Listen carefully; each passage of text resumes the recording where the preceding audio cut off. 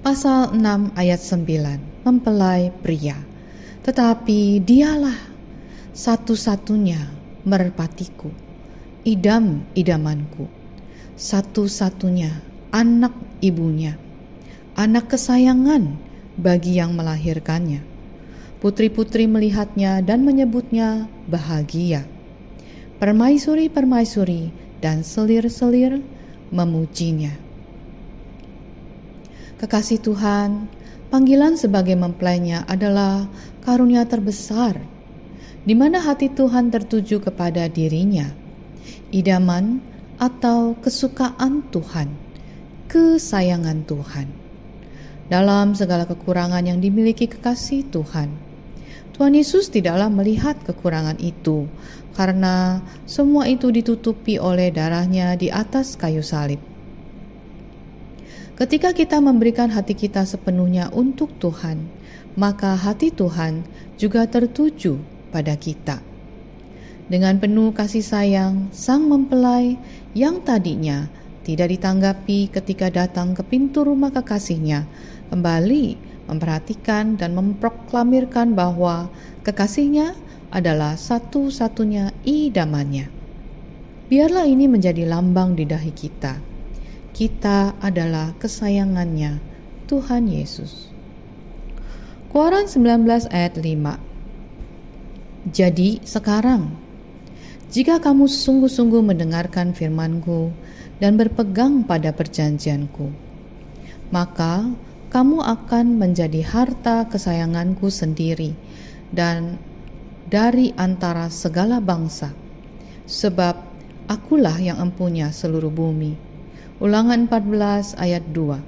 Sebab engkaulah umat yang kudus bagi Tuhan Allahmu, dan engkau dipilih Tuhan untuk menjadi umat kesayangannya dari antara segala bangsa yang di atas muka bumi.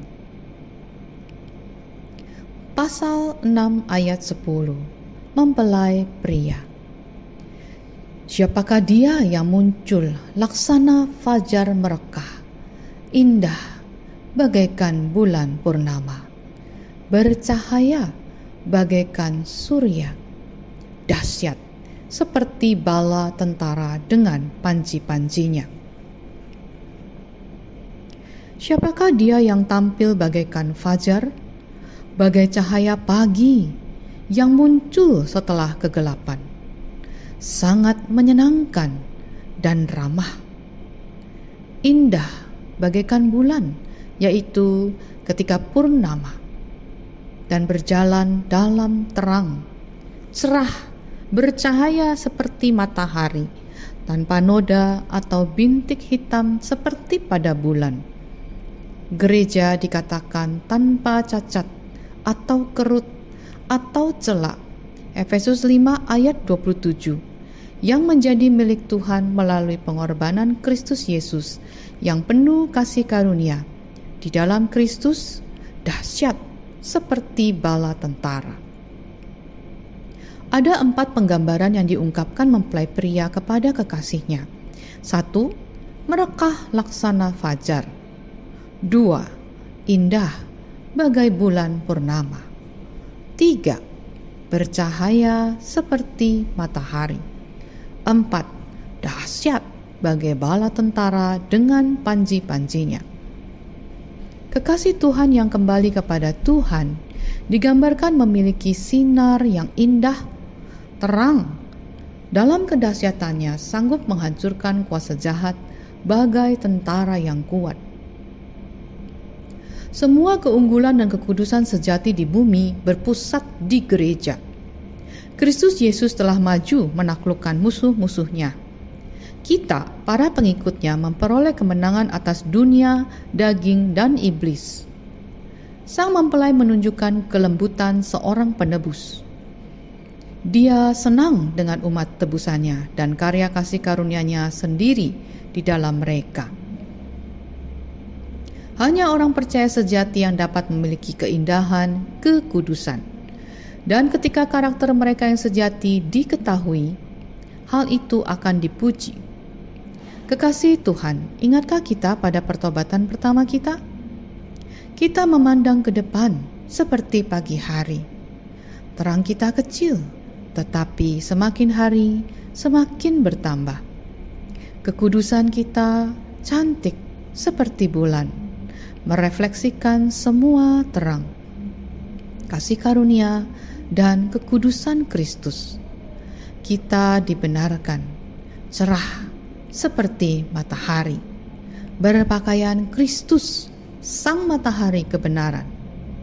Kita berjuang dalam pertarungan iman yang baik di bawah panji-panji Kristus melawan semua musuh rohani.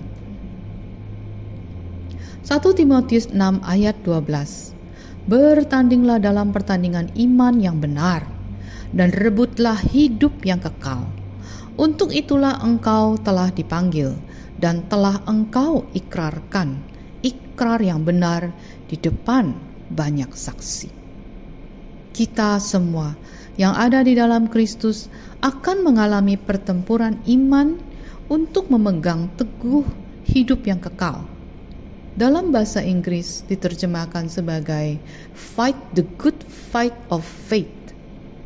Ini bukanlah lomba atau pertandingan biasa, tapi sebuah pertempuran dalam melawan semua kepercayaan yang salah, baik dari dunia, dari keturunan, atau dari diri sendiri.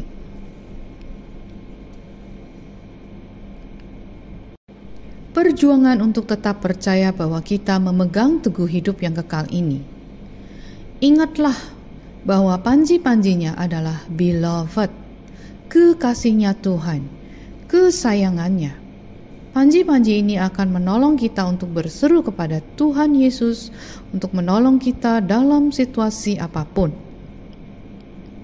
Kedahsyatan ini bisa dirasakan oleh kuasa jahat di sekitar kita, sehingga mereka dihancurkan oleh firman Tuhan yang kita ucapkan.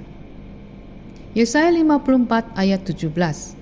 Setiap senjata yang ditempa terhadap engkau tidak akan berhasil, dan setiap orang yang melontarkan tuduhan melawan engkau dalam pengadilan akan engkau buktikan salah. Inilah yang menjadi bagian hamba-hamba Tuhan dan kebenaran bagi mereka terima daripadaku. Demikianlah firman Tuhan. Kekasih Tuhan, ingatlah selalu bahwa kamu memperoleh kebenaran dari Tuhan. Karena itu kamu menjadi kekasihnya. Pasal 6 ayat 11, mempelai pria. Ke kebun kenari aku turun melihat kuntum-kuntum di lembah. Melihat apakah pohon anggur berkuncup dan pohon-pohon delima berbunga. Kekasih Tuhan, kita sampai pada taman atau kebun yang ketiga yang digambarkan pada kitab Kidung Agung ini. Taman yang pertama pada Kidung 2 ayat 11 sampai 13 adalah taman musim semi, penuh bunga dan anggur yang belum matang. Taman yang kedua adalah taman musim gugur dengan rempah-rempah yang selalu dikaitkan dengan pribadi Yesus Kristus dan tidak ada yang belum matang. Kidung 4 ayat 13. Pada ayat ini adalah taman yang ketiga mengenai kacang-kacangan. Dari musim gugur sebelumnya, akhir musim dingin, dan ambang musim semi. Hal ini bisa digambarkan seperti gereja di ruang atas, Kisah 1 ayat 13 dan seterusnya.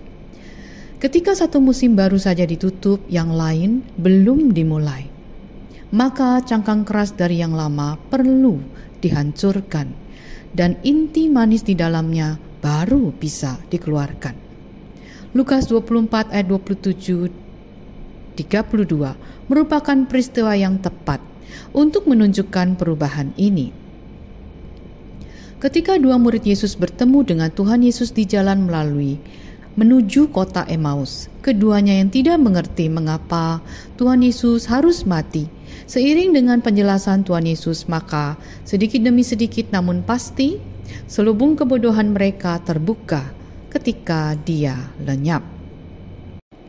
Sama seperti menunggu Roh Kudus untuk mengantarkan musim semi rohani yang bertiup kuat pada hari Pentakosta, menghancurkan cangkang luar ketidakpercayaan, ketakutan, dan kesalahpahaman.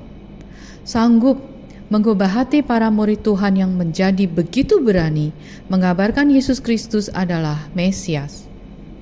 Seperti kenari dengan kulit luar yang pahit, cangkang yang keras, dan inti yang manis. Firman itu tidaklah menyenangkan bagi orang yang berdosa. Ketika dimakan, orang yang berdosa mendapati firman itu keras, sampai Roh Kudus menyatakan pada roh batinnya, maka firman itu sesungguhnya adalah kabar baik Injil yang manis. Lihatlah bagaimana Tuhan mencari kuncup pohon anggur dan pohon bunga delima di kebun kenari. Kekasih Tuhan, daging kita ini tidaklah dapat berbuah seperti yang Tuhan inginkan. Karena daging hanya menghasilkan maut. Bahkan jika itu kelihatan dari luar adalah perbuatan yang baik, hanya roh yang memberi hidup. Maka buah yang diharapkan Tuhan adalah buah anggur dan atau delima yang selalu menggambarkan darah Kristus yang tercurah di kayu salib. Inilah buah roh yang diharapkan Tuhan. Bahkan walau hanya berupa kuncup, kuntum, ini pun menunjukkan masih ada harapan dalam hidup kita. Hiduplah oleh roh, maka kita dipimpin oleh Roh Kudus untuk berbuah roh. Galatia 5 ayat 16 sampai 25. Maksudku ialah hiduplah oleh roh, maka kamu tidak akan menuruti keinginan daging. Sebab keinginan daging berlawanan dengan keinginan roh, dan keinginan roh berlawanan dengan keinginan daging, karena keduanya bertentangan, sehingga kamu setiap kali tidak melakukan apa yang kamu kehendaki. Akan tetapi jikalau kamu memberi dirimu dipimpin oleh roh, maka kamu tidak hidup di bawah hukum Taurat. Perbuatan daging telah nyata, yaitu percabulan, kecemaran, hawa nafsu, penyembahan berhala, sihir, perseteruan, perselisihan, iri hati, amarah, kepentingan diri sendiri, percideraan, roh pemecah, kedengkian, kemabukan, pesta pora, dan sebagainya. Terhadap semuanya itu kuperingatkan kamu, seperti yang telah kubuat dahulu, bahwa barang siapa melakukan hal-hal yang demikian, ia tidak akan mendapat bagian dalam kerajaan Allah. Tetapi buah roh ialah kasih, sukacita, damai sejahtera, kesabaran, kemurahan, kebaikan, kesetiaan, kelemah lembutan, penguasaan diri. Tidak ada hukum yang menentang hal-hal itu. Barang siapa menjadi milik Kristus Yesus, dia telah menyalibkan daging dengan segala hawa nafsu dan keinginannya. Jikalau kita hidup oleh roh, maka baiklah hidup kita juga dipimpin oleh roh. Dan janganlah kita gila hormat. Janganlah kita saling menantang dan saling mendengki. Pasal 6 ayat 12, mempelai pria. Tak sadar diri aku, kerinduanku menempatkan aku di atas kereta orang bangsawan. Ketika Tuhan melihat adanya harapan pada diri kita kekasihnya untuk mengikuti dia, dengan segera oleh karena rindunya, Tuhan segera berada di keretanya untuk segera menjemput kekasihnya. Kekasih Tuhan, Tuhan begitu rindu ingin berjumpa dengan kita, melebihi kerinduan kita untuk berjumpa dengan Tuhan. Kita harus menyadari bahwa Tuhan itu kudus, dan tanpa kekudusan tak ada seorang pun yang dapat melihat Allah. Yesus Kristus adalah satu-satunya harapan kita bisa berjumpa dengan Dia, karena Dia adalah Allah yang turun menjadi manusia, mati, bangkit, dan naik ke surga untuk menyediakan tempat bagi kita. Oleh kemenangannya itulah Roh Kudus bisa turun ke dalam kita dan tinggal di hati kita untuk membimbing kita menuju kekudusan Allah. Tuhan bergerak cepat seperti kereta untuk segera bertemu dengan mempelainya. Di dalam iman, percepatan itu bisa terjadi. Seorang yang sakit mengalami kecepatan kesembuhan melebihi orang normal karena imannya. Seorang yang kekurangan dapat mengalami kelimpahan dengan percepatan waktu yang luar biasa oleh karena imannya. Percepatan ini membuat iman seseorang semakin bertumbuh lebih dalam lagi kepada Tuhan Yesus. Kitab Amos pasal 9 menuliskan janji Tuhan mengenai percepatan ini. Amos 9 ayat 11 sampai 14. Pada hari itu, aku akan mendirikan kembali pondok Daud yang telah roboh. Aku akan menutup pecahan dindingnya dan akan mendirikan kembali reruntuhannya. Aku akan membangunnya kembali seperti di zaman dahulu kala, supaya mereka menguasai sisa-sisa bangsa Edom dan segala bangsa yang kusebut milikku. Demikianlah firman Tuhan yang melakukan hal ini. Sesungguhnya waktu akan datang, demikianlah firman Tuhan, bahwa pembajak akan tepat menyusul penuai, dan pengirik buah anggur penabur benih. Gunung-gunung akan meneriskan anggur baru, dan segala bukit akan kebanjiran. Aku akan memulihkan kembali umatku Israel. Ketika kita kembali kepada Tuhan, memiliki hubungan dekat seperti saat tabut Allah ada di pondok Daud. Tidak ada tirai pemisah, karena Kristus Yesus telah merobek pemisah itu dengan darahnya. Kesadaran akan hal ini menimbulkan iman, dan Tuhan bekerja cepat dalam kehidupan kita. Belum selesai kita menuai, di belakang pembajak sudah siap menyusul.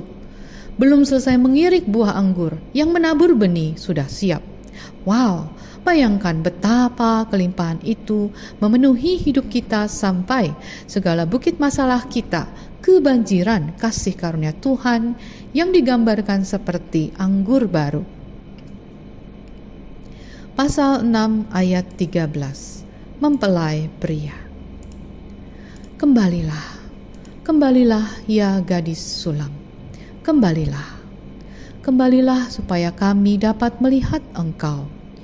Mengapa kamu senang melihat gadis sulam itu, seperti melihat tari-tarian perang? Dengan kecepatan yang seperti itu, kita seperti ketinggalan dalam perlombaan mengucap syukur. Kembalilah, kembalilah, menunjukkan Tuhan Yesus meminta kita untuk kembali, agar Dia dapat melihat kita seutuhnya. Kembali kemana? Kembalilah kepada kasih mula-mula, ketika kita pertama kali percaya kepada Yesus Kristus sebagai Tuhan dan Juru Selamat kita. Kembali kepada iman kita mula-mula yang begitu besar, seperti rasanya semua setan bisa kita hancurkan. Ketika itu, sang mempelai begitu senang melihat kita kekasihnya bertumbuh baik dalam kasih maupun dalam iman. Pada pasal berikutnya, sang kekasih kembali menggambarkan mempelainya dengan penggambaran yang mirip seperti sebelumnya, namun dengan keintiman yang lebih dalam.